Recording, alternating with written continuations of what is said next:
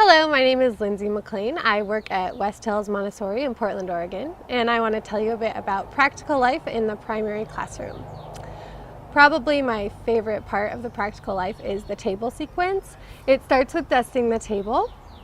After a child masters dusting a table, they move on to waxing a table. And after they've waxed a table, they move on to washing a table. This work is really important because of sequencing and movement.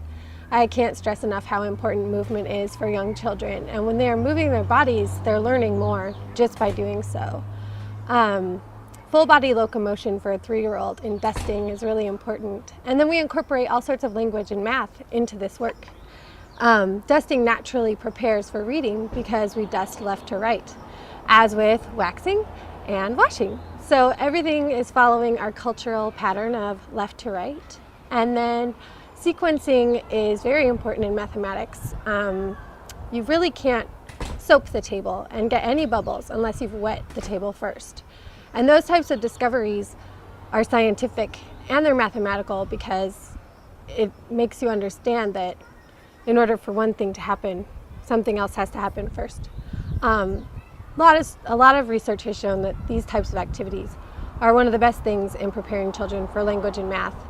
And it just has such a wonderful effect on the children in the classroom. Watching them do this work is so satisfying because I see a part of them coming alive that might not be tapped otherwise. And it's really a wonderful human experience.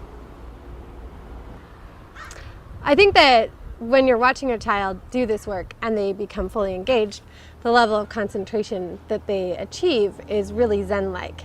They're not aware of anything else in the room that is happening. They're fully engaged and concentrated on what they're doing.